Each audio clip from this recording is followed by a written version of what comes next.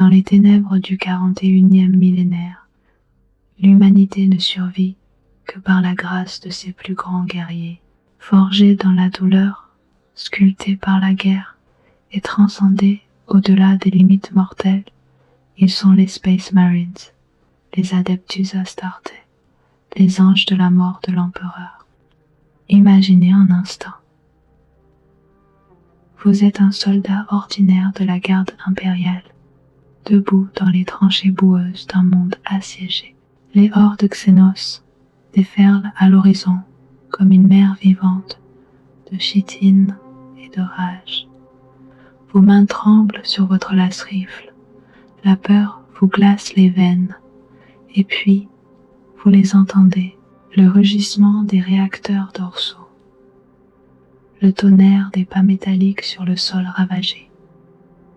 Vous levez les yeux et vous les voyez descendre du ciel comme des météores vengeurs, des titans de céramique écarlate ou cobalt, hauts de plus de 2 mètres, armés jusqu'aux dents.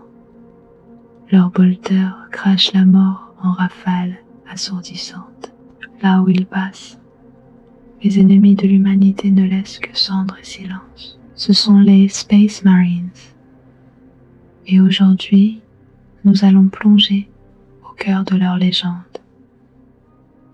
découvrir les secrets de leur création, comprendre leur organisation et percer les mystères de ces guerriers qui se tiennent entre l'humanité et l'anéantissement total. Pour comprendre les Space Marines, il faut remonter 10 000 ans en arrière, à une époque où Terra, notre terre ancestrale, n'était qu'un champ de bataille ravagé. L'ère des luttes venait de s'achever. Des tempêtes warp avaient isolé les mondes humains pendant des millénaires, plongeant la galaxie dans les ténèbres. Sur Terra, des seigneurs de guerre techno-barbares se disputaient les ruines de l'ancienne gloire humaine. Mais un être marchait parmi eux, un être de puissance incommensurable, forgé dans les flammes de l'histoire humaine elle-même, l'empereur de l'humanité, immortel, psychiquement tout-puissant, stratège sans égal. Il avait un rêve, réunifier l'espèce humaine sous une seule bannière et reconquérir les étoiles. Pour cela, il avait besoin de guerriers capables de mener ses armées à la victoire, non seulement sur Terra, mais dans toute la galaxie. Ses premiers soldats furent les Thunder Warriors, les guerriers tonnerres, des brutes génétiquement modifiées, puissantes mais instables, créées pour les guerres d'unification. Ils écrasèrent les seigneurs de guerre de Terra avec une efficacité brutale. Mais l'empereur savait qu'ils n'étaient qu'une solution temporaire. Leur génie génétique était imparfait, leur durée de vie limitée, leur agressivité incontrôlable. Une fois Terra unifiée, beaucoup furent éliminés dans une purge silencieuse, remplacés par quelque chose de bien plus élaboré. Dans les laboratoires secrets enfouis sous les montagnes de l'Himalaya, l'empereur et ses généticiens les plus brillants entamèrent un projet d'une ambition démesurée. Utilisant son propre matériel génétique comme matrice, l'empereur créa 20 êtres extraordinaires, les primarques. Chacun était une incarnation vivante d'un aspect de la perfection guerrière et stratégique. L'un serait le plus grand tacticien jamais connu, un autre l'incarnation de la terreur de la guerre, un troisième le maître des pouvoirs psychiques, un quatrième le plus grand praticien de l'art des fortifications.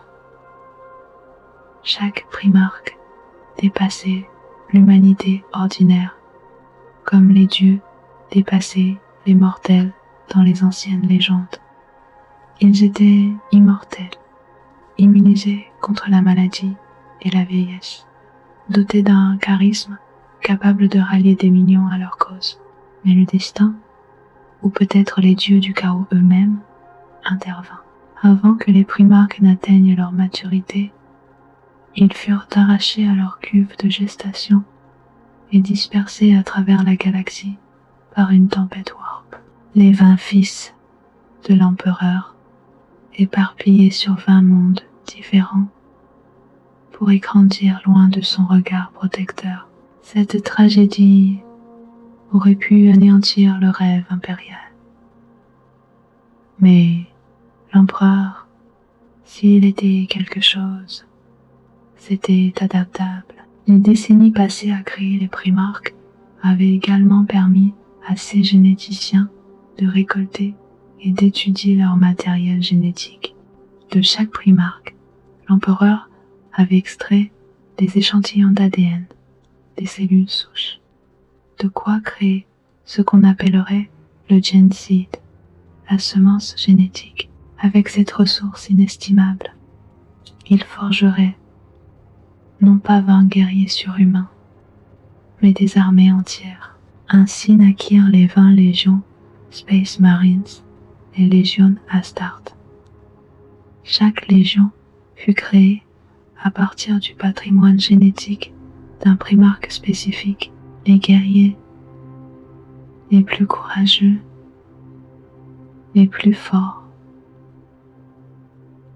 les plus prometteurs de Terra furent sélectionnés.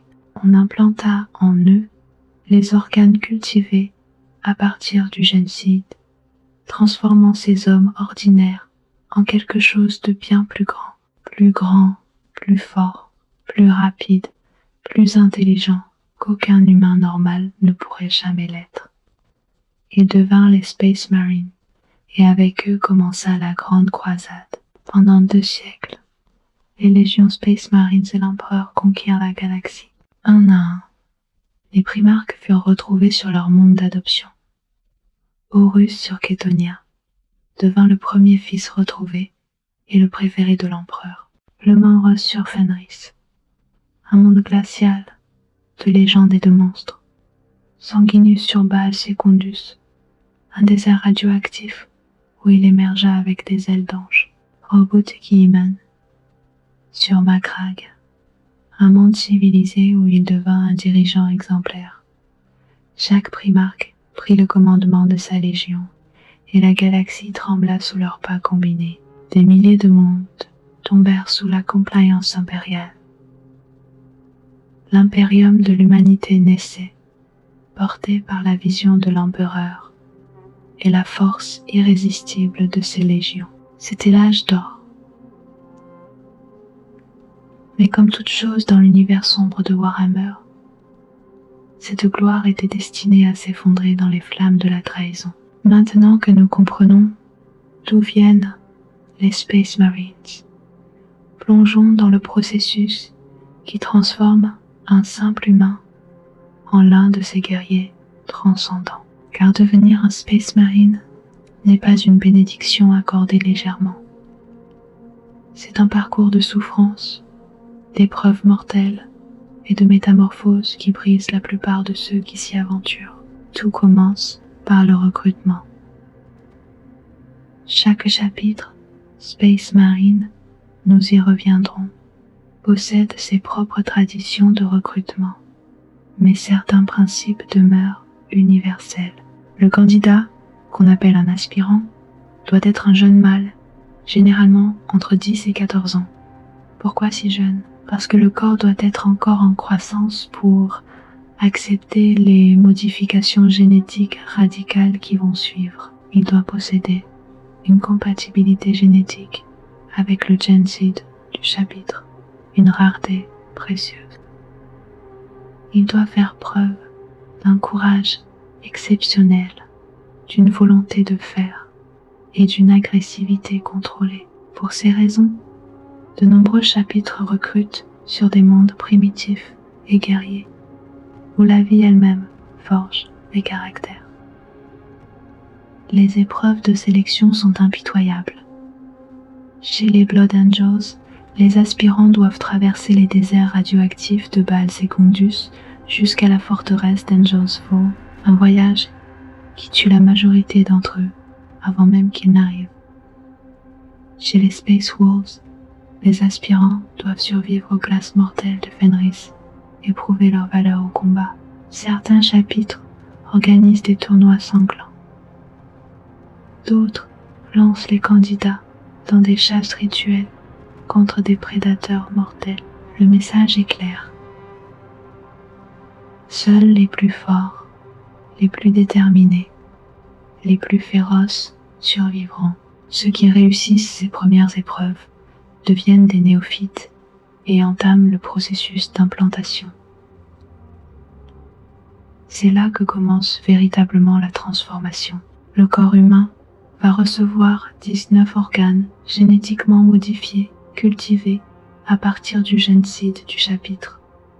Chaque organe confère une capacité surhumaine spécifique. Le processus est long,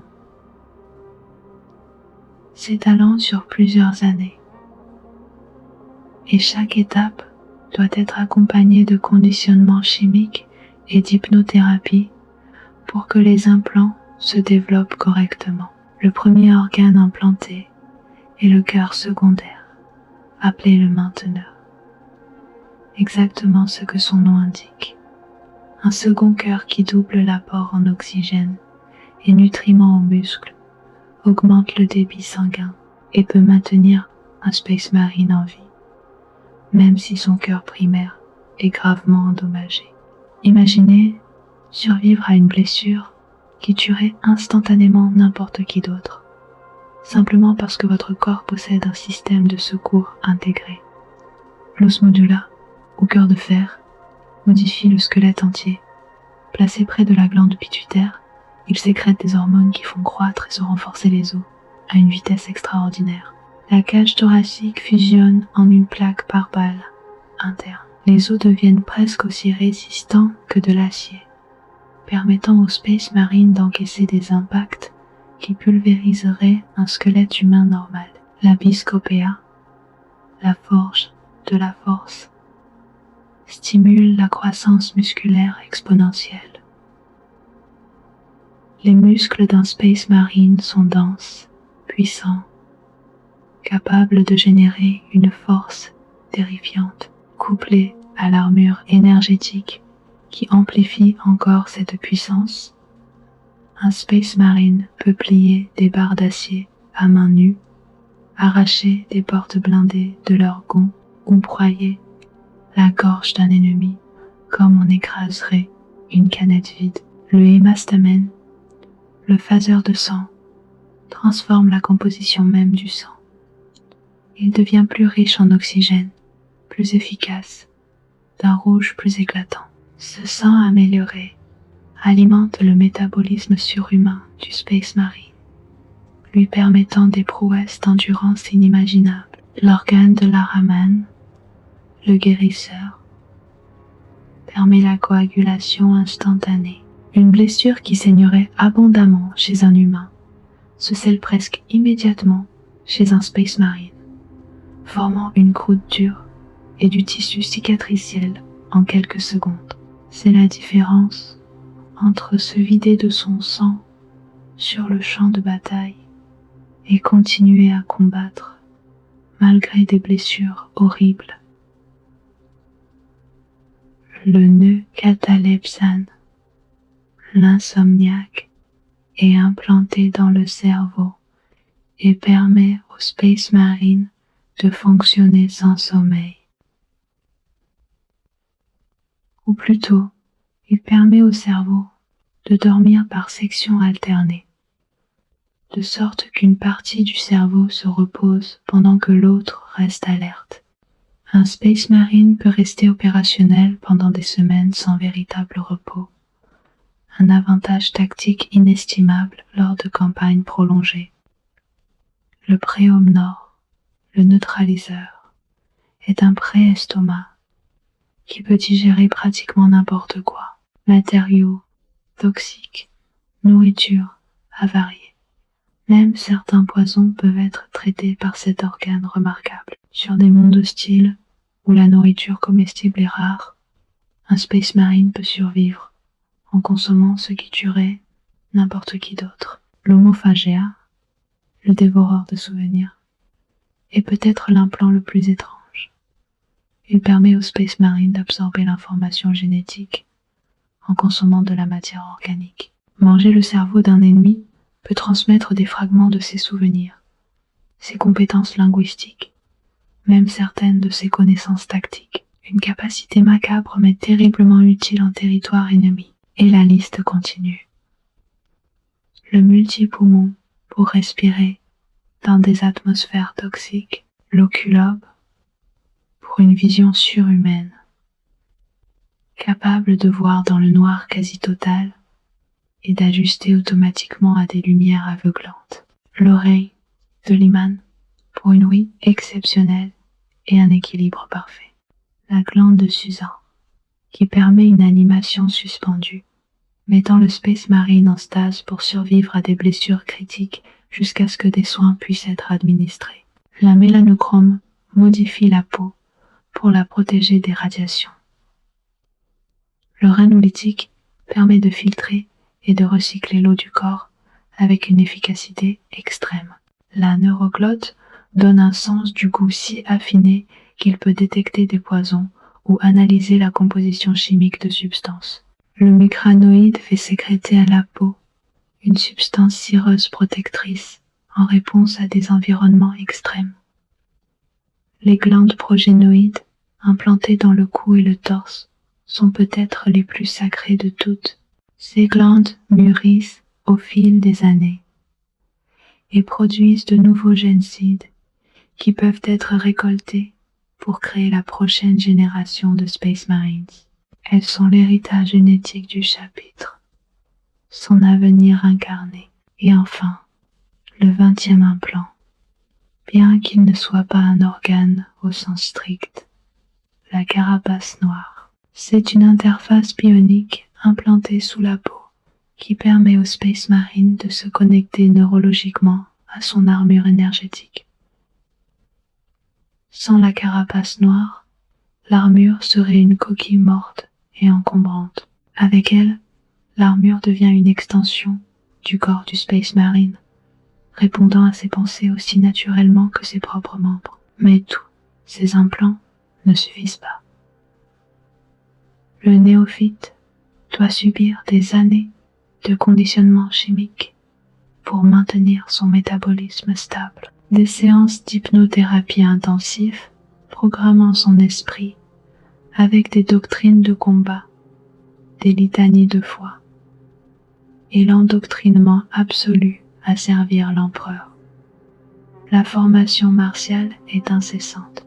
Maniement du bolter, combat au corps à corps, tactique d'escouade, stratégie à grande échelle. Tout cela est martelé dans le néophyte, jusqu'à ce que cela devienne une seconde nature, gravée dans son être même. Et même avec tout cela, beaucoup échouent. Les statistiques sont brutales. Pour chaque millier d'aspirants qui commencent le processus, peut-être qu'une cinquantaine deviendront des Space Marines à part entière. Les autres meurent pendant les épreuves, rejettent les implants, succombent à la folie lors de l'hypnothérapie ou se brisent physiquement sous la pression de la transformation. Certains de ceux qui échouent mais survivent deviennent des serfs du chapitre, servant leurs frères d'une autre manière. D'autres sont lobotomisés et transformés en serviteurs, des esclaves cybernétiques qui effectuent les tâches les plus ingrates. Ceux qui survivent émergent transformés. Ils ne sont plus humains, pas vraiment. Ils sont plus grands, souvent dépassant les 2,30 m, plus lourds, leurs os renforcés et leurs muscles denses, les faisant peser 300 à 400 kg, plus forts, capables de performances qui défient les lois de la physiologie humaine, plus rapides, leurs réflexes si aiguisés qu'ils peuvent esquiver des tirs à bout portant. Leur esprit est affûté comme une lame,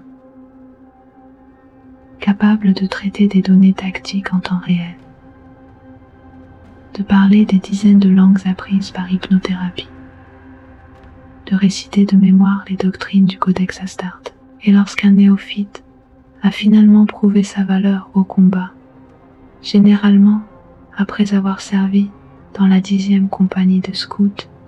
Il reçoit enfin sa récompense ultime, son armure énergétique. Ce moment est sacré, ritualisé, presque religieux. L'armure n'est pas simplement donnée, elle est gagnée, méritée par le sang et la sueur. Chaque pièce est fabriquée à la main par des artificiers dévoués, souvent à partir de composants qui ont peut-être servi le chapitre pendant des millénaires. L'armure porte l'histoire du chapitre gravée dans sa céramide.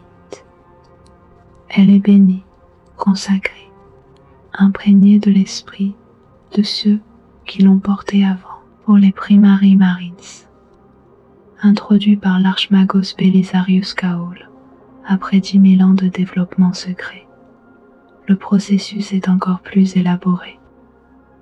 Ils reçoivent 22 organes au lieu de 19, incluant des améliorations comme les bobines tendineuses pour une force musculaire encore accrue, le Magnificat pour des capacités cognitives supérieures et le fourneau bélisarien qui régule leur température corporelle.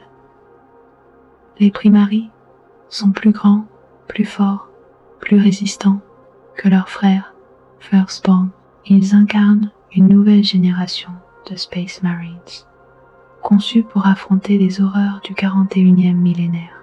Mais quelle que soit leur génération, tous les Space Marines partagent une chose. Ils ont transcendé leur humanité.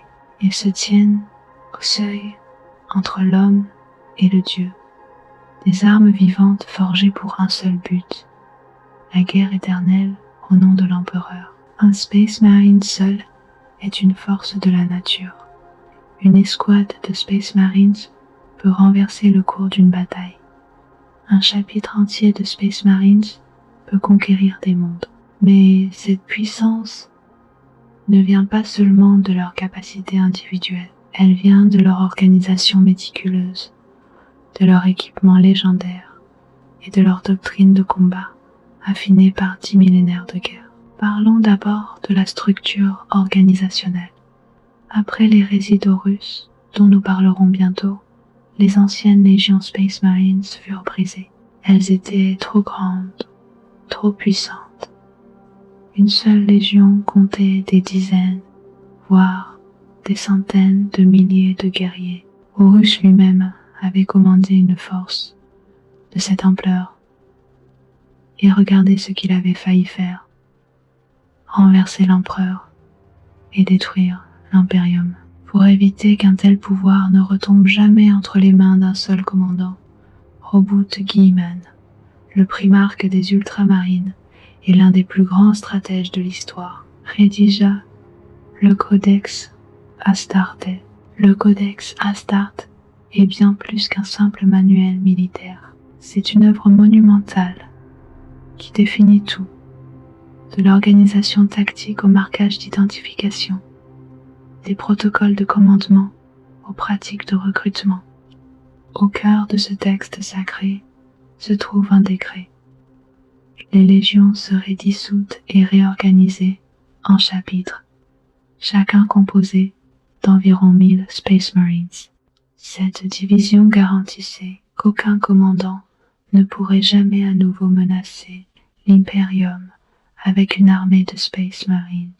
Un chapitre standard conforme au Codex Astarte est divisé en 10 compagnies de 100 Space Marines chacune.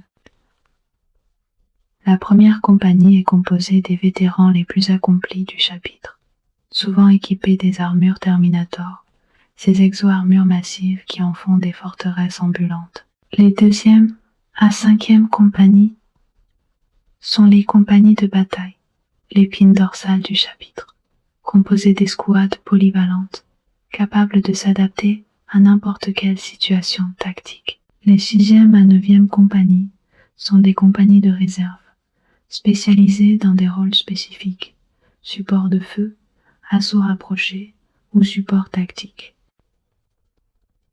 La 10e compagnie est composée de scouts, les néophytes qui n'ont pas encore gagné leur armure énergétique complète. Chaque compagnie est commandée par un capitaine, un vétéran parmi les vétérans, souvent ayant servi pendant des siècles. Il est assisté par un état-major comprenant un chapelain pour la guidance spirituelle, un apothicaire pour les soins médicaux et la récupération du Genseed, et diverses autres positions spécialisées. Au sommet de la hiérarchie du chapitre se trouve le maître de chapitre, un guerrier légendaire dont le nom seul inspire la terreur chez les ennemis de l'humanité. Mais tous les chapitres ne suivent pas rigidement le codex. Les Blood Angels, les Dark Angels et surtout les Space Wolves maintiennent des traditions et des structures organisationnelles qui leur sont propres, héritées de leur primarque et de leur histoire unique.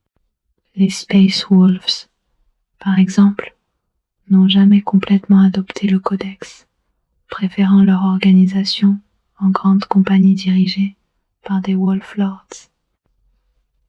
C'est cette diversité qui rend chaque chapitre unique, chacun avec sa propre identité, sa propre culture guerrière. Parlons maintenant de leur équipement iconique.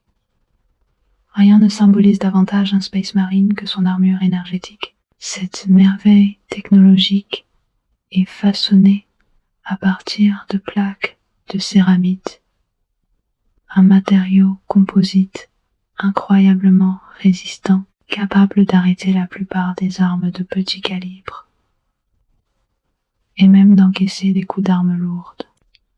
L'épaisseur des plaques peut atteindre 2 à 3 cm, avec une structure alvéolée qui dissipe l'énergie cinétique des impacts. Mais la protection n'est qu'une partie de l'équation. L'armure énergétique pèse plus de 120 kg, un poids qui écraserait un humain ordinaire. Heureusement, l'armure est équipée de faisceaux de fibres électriques, des muscles artificiels qui amplifient chaque mouvement du porteur. Ces muscles synthétiques permettent au Space Marine de se déplacer avec fluidité malgré le poids et décuplent sa force déjà surhumaine. L'énergie nécessaire provient d'un réacteur nucléaire miniaturisé situé dans le paquetage dorsal. Ce réacteur alimente non seulement les muscles artificiels, mais aussi une suite complète de systèmes de survie, recyclage de l'air et des fluides, régulation thermique, systèmes médicaux automatiques qui administrent des stimulants et des analgésiques selon les besoins. Le casque contient des autosenseurs sophistiqués qui permettent au Space Marine de voir dans l'obscurité totale, dans l'infrarouge et l'ultraviolet, d'entendre des fréquences inaudibles à l'oreille humaine et de filtrer les lumières aveuglantes ou les sons assourdissants. L'affichage tête haute dans les oculaires du casque fournit des données tactiques en temps réel. Position des alliés, signature énergétique ennemie, état de l'armure, munitions restantes. Tout cela traité et présenté de manière à ne pas surcharger le Space Marine, lui permettant de prendre des décisions en fractions de secondes qui pourraient déterminer la victoire ou la défaite. Il existe plusieurs marques d'armure énergétique, chacune avec son esthétique et ses capacités propres.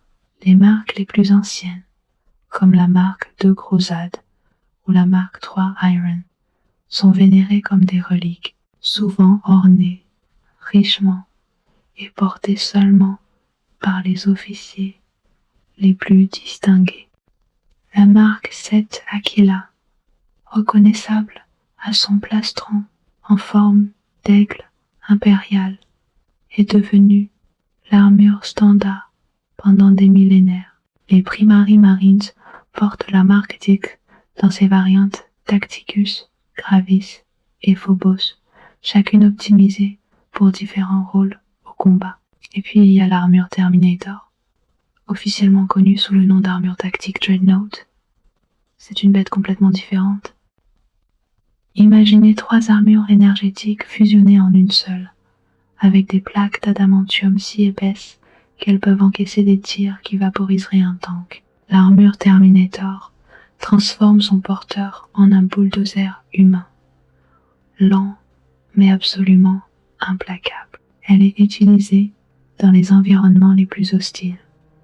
Abordage de vaisseaux spatiaux, nettoyage de Space Hogs infestés de génies-stealers, assaut dans des zones de feu tellement intenses que rien d'autre ne survivrait. Quant aux armes, le bolter est l'arme signature du Space Marine. Ne vous y trompez pas, ce n'est pas un simple fusil. Le bolter tire des projectiles explosifs autoguidés de calibre 75 mm. Chaque munition est une mini-roquette avec un propulseur et une tête explosive à pénétration de masse.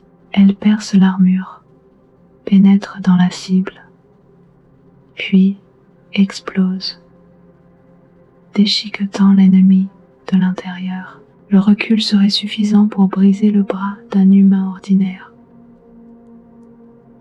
Pour un Space Marine dans son armure énergétique, c'est gérable, et la cadence de tir peut atteindre plusieurs coups par seconde. Les armes énergétiques épées, haches, griffes, gantelets énergétiques sont enveloppées dans un champ d'énergie destructeur alimenté par un générateur nucléaire portable. Elles tranchent à travers l'armure comme un couteau chaud dans du beurre. Le marteau tonnerre génère une onde de choc dévastatrice à chaque impact, suffisante pour renverser même les ennemis les plus massifs. Les véhicules des Space Marines sont tout aussi légendaires. Les Rhinos et les Razorbacks transportent les escouades à travers le champ de bataille, blindés et armés. Les Land Raiders sont des chars d'assaut lourds, capables de transporter des Terminators et équipés de canons laser jumelés qui peuvent percer la coque d'un tank ennemi. Les Dreadnoughts sont des sarcophages marchands pilotés par des Space Marines grièvement blessés, leur permettant de continuer à servir même lorsque leur corps biologique est brisé au-delà de toute réparation. Tactiquement, les Space Marines excellents dans les frappes chirurgicales et les assauts planétaires. Ils ne sont plus les forces de première ligne massive qu'ils étaient pendant la Grande Croisade. Ce rôle est maintenant dévolu à l'Astra Militaro, la garde impériale, avec ses milliards de soldats. Les Space Marines sont réservés pour des opérations spéciales, décapitation des commandements ennemis, infiltration derrière les lignes, destruction d'objectifs stratégiques, renforcement de points critiques. Chaque chapitre développe également ses propres tactiques de prédilection, façonnées par son primarque et son histoire. Les ultramarines sont des tacticiens flexibles, capables de s'adapter à n'importe quelle situation. Les Blood Angels favorisent les assauts foudroyants, descendant du ciel avec leurs réacteurs dorsaux dans une furie artistique. Les Imperial Fists sont des maîtres du siège et de la défense fortifiée. Les Raven Guard se spécialisent dans la furtivité et les frappent depuis l'ombre. Les Space Wolves préfèrent le combat rapproché brutal, chaque guerrier un prédateur déchaîné. Cette diversité de doctrines signifie que les Space Marines peuvent répondre à presque n'importe quelle menace. Besoin de prendre une forteresse imprenable? Appelez les Imperial Fists. Une incursion rapide derrière les lignes ennemies? Les White Scars et leurs escadrons de motards sont votre réponse. Une menace démoniaque nécessitant purification par les flammes? Les Salamanders, maîtres des armes incendiaires et de la force brutale, sont parfaits pour le travail, mais au-delà de l'équipement et de la tactique, ce qui rend les Space Marines vraiment redoutables, c'est leur état d'esprit. Ils ne connaissent pas la peur, pas au sens où un humain la ressent. Leur conditionnement et leur modification génétique ont émoussé cette émotion primitive. Ils peuvent reconnaître le danger, évaluer les menaces. Mais la terreur qui glace le sang et paralyse, elle n'a pas de prise sur eux. Ils avancent dans des situations où des armées entières fuiraient parce que le doute et l'hésitation ont été brûlés de leur psyché. Leur endoctrinement est absolu. Chaque Space Marine croit jusqu'au plus profond de son être que l'empereur est la lumière de l'humanité, que l'impérium doit être protégé à tout prix et que mourir au service de cette cause est l'honneur suprême. Cette foi fanatique les rend implacables. Ils combattent jusqu'à ce que plus aucun ennemi ne se dresse devant eux, ou jusqu'à ce qu'ils tombent eux-mêmes, et même dans la mort. Leur génocide est récupéré par les apothicaires, permettant à leur héritage de vivre dans la prochaine génération de guerriers. Mais revenons à cette question cruciale que nous avons laissée en suspens. Que s'est-il passé pour briser les légions et conduire à l'organisation actuelle des chapitres? La réponse est la tragédie la plus sombre de l'histoire impériale, l'hérésie d'Horus. Pendant 2 siècles, la Grande Croisade avait connu des succès éclatants. Les primarques, réunis avec leurs légions, menaient les armées de l'empereur à la victoire sur 1000 fronts. Des mondes innombrables étaient libérés de la tyrannie Xénos ou ramenés dans le giron de l'Imperium. L'humanité semblait destinée à dominer la galaxie, et au sommet de cette gloire se tenait Horus Lupercal, maître de guerre, le fils préféré de l'empereur, commandant en chef de toutes les forces impériales. Mais Horus portait en lui une blessure, une fierté blessée, un sentiment de trahison né lorsque l'empereur retourna sur Terra pour poursuivre ses projets secrets, laissant Horus mener la croisade sans lui.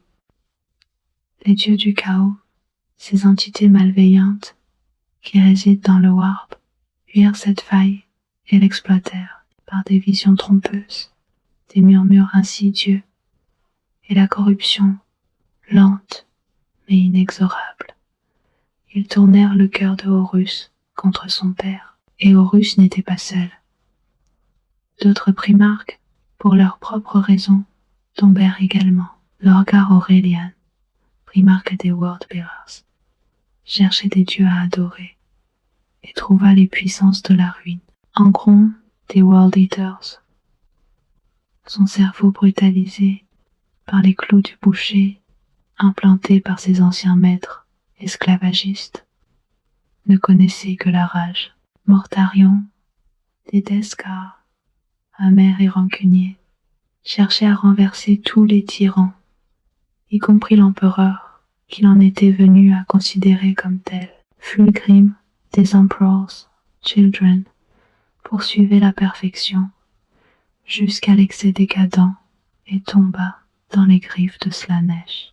Manius le Rouge des Thousand Suns, malgré ses intentions loyales, commit l'erreur fatale qui le précipita dans les bras de Tzeentch. Perturabo des Iron Warriors, toujours ignoré et sous-estimé, embrassa Chaos par pure amertume. Conrad Kurz des Night Lords, psychopathe visionnaire, ne voyait dans la rébellion qu'une confirmation de ses sombres prophéties. Alpharius Omégon de l'Alpha Légion joua un jeu si complexe que certains débattent encore de leur véritable allégeance. Au total, 9 des 18 légions se rallièrent à Horus.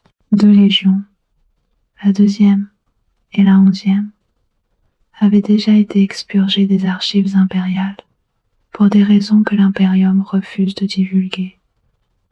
Même 10 000 ans plus tard, la trahison éclata au grand jour lors du massacre d'Istvan III, où Horus ordonna le bombardement de son propre monde de garnison, tuant tous les Space Marines loyalistes dans ses légions traîtresses. Puis, vint le massacre d'East 25, où les légions supposément loyales des Iron Hands, Salamanders et Raven Guard furent prises au piège et massacrées par les traîtres, laissant ces 3 légions brisées, leurs effectifs réduits à des fragments. Pendant 7 années, la galaxie brûla. Légion contre légion, frère contre frère. Les batailles de l'hérésie d'Horus dépassent l'imagination.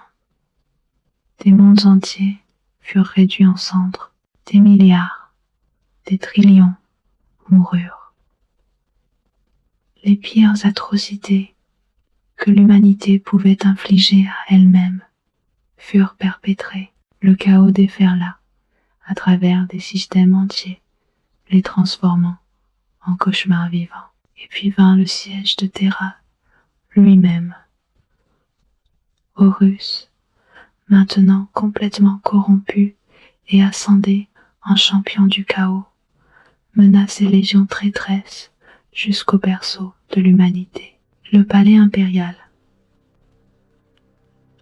La forteresse la plus grande et la plus puissante jamais construite devint le champ de bataille final. Les murs qui avaient résisté à des millénaires d'assauts s'écroulèrent sous les assauts démoniaques. Les rues de Terra coulaient de sang. Dans un acte de désespoir final, l'empereur lui-même se téléporta à bord du vaisseau amiral de Horus, le Vengeful Spirit. Là, dans le cœur même de l'ennemi, eut lieu le duel le plus épique de toute l'histoire. Père contre fils, empereur contre maître de guerre. La bataille était titanesque.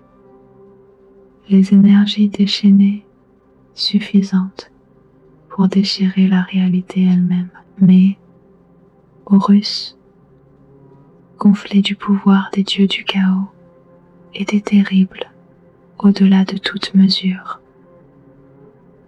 Il blessa mortellement l'empereur, brisant son corps immortel. Sanguinius, le primat Kélé des Blood Angels, arriva le premier et affronta Horus pour gagner du temps. Horus le tua, brisant l'ange et laissant son corps brisé sur le pont.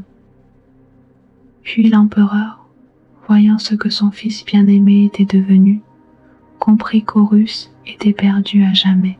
Dans un dernier effort de volonté psychique absolue, l'empereur incinéra l'âme de Horus, l'effaçant de l'existence. Mais la victoire avait un prix terrible.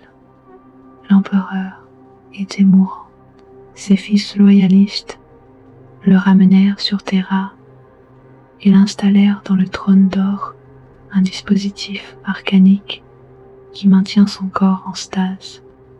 Là, il siège depuis 10 000 ans, ni vraiment vivant, ni vraiment mort, son esprit psychique s'étendant à travers la galaxie pour maintenir l'Astronomicon, le phare qui permet la navigation warp, et pour retenir les démons du chaos qui voudraient envahir l'espace réel. Les légions traîtresses fuirent dans l'œil de la terreur, cette cicatrice permanente dans la réalité où le warp et l'espace réel se confondent. Là, Hellfester se transformèrent en Chaos Space Marines, démons vivants dans leur armure corrompue.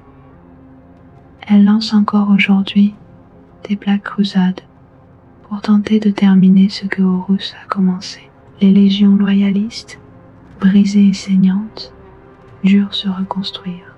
Et c'est alors que Robut Guilliman, ressuscité des cendres de sa propre légion Ultramarines, rédigea le codex Astarte et supervisa la seconde fondation. Les légions furent dissoutes. Les Space Marines qui restaient furent réorganisés en chapitres. De chaque légion originale naquit un chapitre portant le nom de la légion, plus plusieurs chapitres successeurs. Des Ultramarines vinrent les Genesis Chapters, les Aurora Chapters et des dizaines d'autres. Des Imperial Fists vinrent les Crimson Fists, les Black Templars et ainsi de suite. Au total, environ 1 millier de chapitres furent créés, dispersés à travers la galaxie pour défendre l'Imperium. Jamais plus une seule force de Space Marines ne serait assez grande pour menacer l'Imperium lui-même. C'était la leçon amère de l'hérésie, mais l'héritage de cette guerre ne s'est jamais estompé. Chaque Space Marine sait que la trahison existe dans leur patrimoine génétique, que la moitié de leurs primarques sont tombés dans les ténèbres. Cette connaissance les rend encore plus fanatiques dans leur loyauté, encore plus déterminés à prouver que leur chapitre ne tombera jamais. Les chapitres successeurs de légions loyalistes portent leur lignage comme un badge d'honneur. Les rares chapitres créés à partir du gène SID potentiellement corrompu, s'il en existe, cachent jalousement leurs origines et les primarques eux-mêmes. Certains sont morts, leurs corps enterrés dans des mausolées sacrés. D'autres ont disparu, leur sort inconnu. Quelques-uns sont revenus. Roboute Guilliman s'est réveillé de son sommeil millénaire et mène maintenant l'Imperium comme Lord Commander. Lionel Janson des Dark Angels est également revenu. Les fidèles murmurent que d'autres pourraient revenir dans les temps de besoin ultime. Mais, pour l'instant, les Space Marines continuent sans eux, gardiens éternels d'un Imperium qui chancelle au bord de l'anéantissement. Aujourd'hui, 10 000 ans après l'hérésie, l'Imperium de l'humanité est un empire en déclin. Il s'étend sur 1 million de mondes, mais il se désagrège lentement sous le poids de sa propre bureaucratie, de ses guerres incessantes et de la corruption qui ronge ses fondations. L'empereur reste cloué au trône d'or, vénéré comme un dieu par des quadrillions de fidèles qui ne l'ont jamais vu. L'Astronomicon vacille parfois, rendant la navigation warp dangereuse. Le Cicatrix Maledictum, la grande faille, une déchirure massive du warp, a coupé l'Imperium en deux, plongeant la moitié de la galaxie dans les ténèbres. Et dans ce crépuscule de l'humanité, les Space Marines demeurent l'épée et le bouclier de l'empereur. Ils sont moins d'1 million au total, répartis entre environ 1000 chapitres. Face aux milliards de la garde impériale et aux innombrables ennemis qui assaillent l'Imperium de tous côtés, ils sont une goutte dans l'océan. Mais quelle goutte précieuse! Les menaces auxquelles ils font face sont légion. Les flottes russes tyrannides dévorent des systèmes entiers, des essaims d'aliens affamés qui ne laissent derrière eux que des mondes stériles. Les orques, ces champignons guerriers, se rassemblent en wargs, massifs qui engloutissent des secteurs entiers dans la guerre. Les Eldar, anciens et arrogants, poursuivent leurs propres objectifs insondables, manipulant les événements depuis l'ombre. Les taux expansionnistes tentent de convertir des mondes impériaux à leur bien suprême. Les Nécrons, anciens maîtres de la galaxie réveillés de leur sommeil millénaire, réclament leurs anciens domaines. Et toujours, le chaos, avec ses Chaos Space Marines, ses démons et ses cultes corrompus, cherchent à déchirer le voile entre le warp et la réalité. Contre ces marées de cauchemars, les Space Marines se tiennent. Chaque jour, quelque part dans la galaxie, un chapitre combat pour la survie de l'humanité. Sur des mondes enneigés et des jungles mortelles, dans des villes russes surpeuplées et des déserts radioactifs, dans le vide de l'espace et les corridors étroits de Space Hulks dérivants, les Space Marines mènent leur guerre éternelle. Ils ne peuvent pas être partout. Même avec leurs capacités surhumaines, ils sont trop peu nombreux. Des mondes tombent faute de renforts. Des populations entières sont exterminées avant qu'un chapitre puisse arriver. Mais là où ils arrivent, ils changent tout. Une simple escouade de 10 Space Marines peut renverser le cours d'une bataille qui aurait demandé des milliers de gardes impériaux et des semaines de combats acharnés. Une compagnie entière peut reconquérir un système stellaire. Un chapitre déployé en force est une catastrophe apocalyptique pour ses ennemis, et ils ne combattent pas seuls. Les Space Marines coordonnent avec d'autres forces impériales. La garde impériale fournit les nombres. L'Imperial Navy contrôle le vide spatial. L'Inquisition traque les hérétiques et les sorcières. L'Adeptus Mechanicus fournit des armes et des véhicules. Les sœurs de bataille purifient les corrupted par le feu et la foi. Ensemble, ces forces maintiennent l'Imperium en vie, jour après jour sanglant. Mais la guerre use même les Space Marines. Leurs pertes sont constantes. Chaque bataille qui prend la vie d'un frère de bataille est une perte qui prend des années, des décennies parfois, à remplacer. Le génocide doit être récolté, un nouvel aspirant trouvé, le processus de transformation entrepris. Et pendant ce temps, la galaxie ne cesse pas de brûler. Certains chapitres tiennent à peine.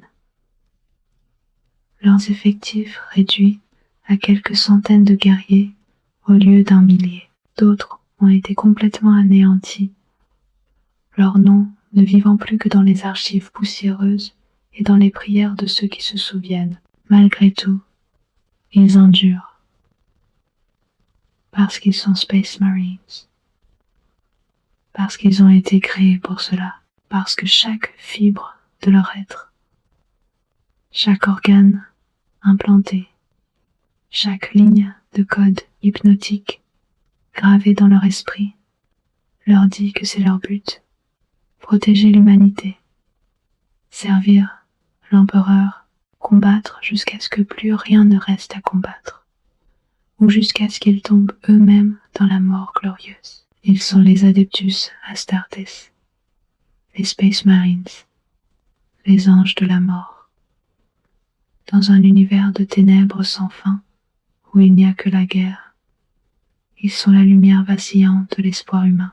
Ils sont la preuve que même dans les pires circonstances, l'humanité peut créer quelque chose de magnifique et de terrible.